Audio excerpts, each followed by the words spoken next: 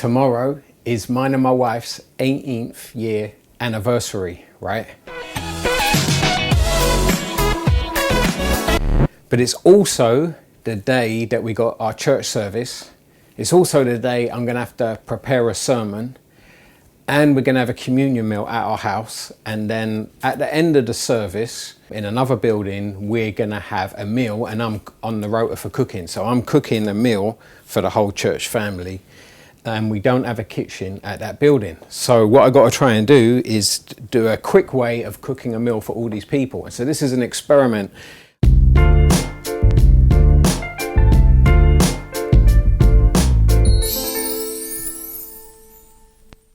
I'm going to do chicken stew, and normally I would brown the chicken first in a pan. I would cook it a certain way, and then I'd end up putting it in a big pot, and then later I would transfer it from that pot to slow cookers and then take the slow cookers over to the church building. But that ain't going to work tomorrow. It's going to leave too much of a mess in the kitchen on our anniversary, too much washing up and stuff. So instead, the night before, I'm going to just bung all the ingredients into a slow cooker, put the slow cookers in the fridge overnight, and then in the morning plug them in, turn them on, let it cook all day and see how that works. So this is a bit of an experiment. We're going to see how this goes, right? So I'm going to start off with potatoes. I've already had my kids help chop some of these things because it hurts me too much chopping food because I've got Ehlers-Danlos syndrome.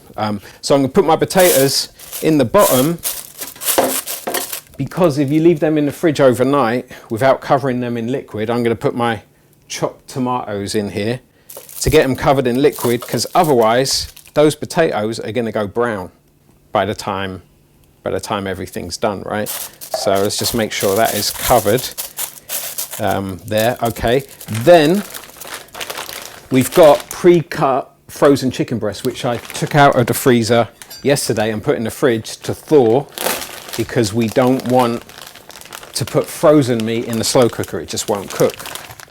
I know that 2 kilograms of meat off the bone will feed our church. Let's get rid of my gloves now. Okay, I'm going to put scallions in. I've got some frozen diced onions. I wouldn't normally use frozen food, but it's less chopping, less preparing. So, you know, seems like a good idea. Got carrots, frozen peppers, and now I've got my marinade that I made up. This is a whole bunch of spices, and I've also put corn flour in here and water, because I want to thicken this up. Because it's a slow cooker, the water isn't going to evaporate, so it's not really going to work the way that other stuff normally works. Oh, that marinade smells good, you know, smells good. And we've got petit pois here, put those in as well. I'll do some more peppers. Now at the moment this looks too full up, but there's actually a lot of gaps in the bottom, so it's not really too full up, I don't think. And basically this can now go in the fridge. This can go in the fridge, and then tomorrow I just ask them to put it on. I might need to put a bit of stock in here. In fact, I think I'm going to do that. I'm just going to put a bit of chicken stock. So like I say, this is an experiment because I haven't done it this way before. So I'm not too sure how well it's going to go. One of the reasons why it's so full up this way is because of the way I stack stuff. You wouldn't really want a slow cooker being full up that much, really. It's too much. You want a slow cooker, the water to be going up to halfway. But you see, these frozen vegetables, they are going to, what's it called? They're going to have water come off them whilst it's sitting in there, so I think it'll be all right. Okay, that's ready for the fridge. Right, this is the second pot now, because it takes 2 of these slow cookers to feed our church family. So, again, I'm going to put my potatoes in the bottom. But this time I'm going to put the petit pois down here as well, because then I think they're going to fit in those gaps better. Chopped tomatoes. The chicken. And I'm really going to try and push this down a bit now to make some space, because there's really not a lot of space. Wash my hands. Supposed to sing happy birthday twice whilst you're rubbing the soap on your hands. So I will spare you. Or shall I? Happy birthday to you. Happy birthday to you. Happy birthday, dear Duncan. Happy birthday, dear wedding of Duncan and Shay. Happy birthday to you. Now again, I want to fill stuff in. Let's go. Peppers, onions, carrots. These are pre-chopped carrots from the shop, but they're so big. I personally think they're way too big for this slow cook meal. I think they're going to be a bit crunchy at the end, unfortunately. And now my marinade, which this one is like got thyme in it. It's got allspice. It's got garlic in it. Some Scotch bonnet in it. So now it's got a bit of a Jamaican vibe to it.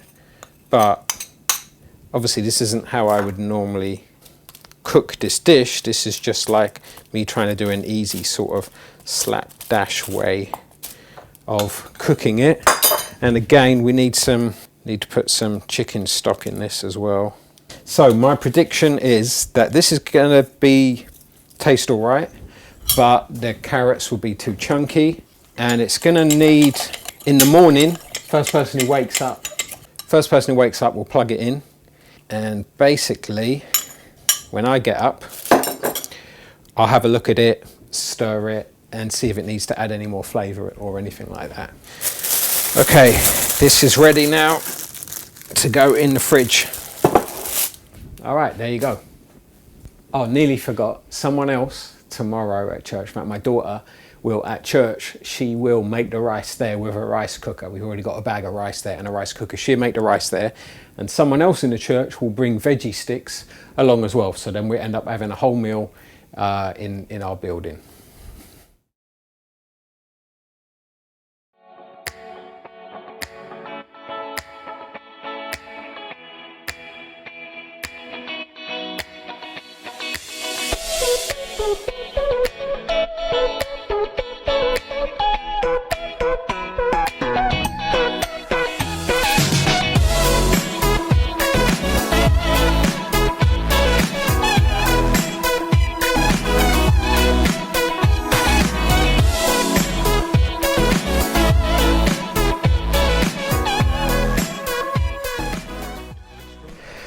So how did it turn out in the end?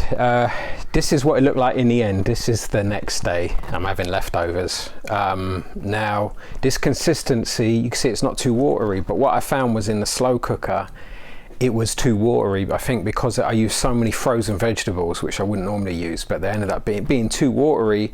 And even though I'd put corn flour in it, it didn't thicken. So what I had to do is, before I went to church, I had to take everything out of the slow cookers using my trusty spadle and move them into this pot, and then I had to cook each slow cooker's worth for about 5 minutes on this pot to thicken it up, to evaporate the water, and then spadle it back into the slow cookers. Not an ideal situation, so next time I would have got all those ingredients and just plonked them in this pot and put this pot in the fridge.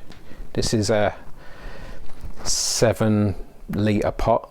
I would put this in the fridge overnight, and then I would have cooked it on the stovetop for a while, had it reducing all the water off it, and then I would have moved it into the slow cookers. I think that would have been a better way. But I've got another method that I'm working on that I might show you next time.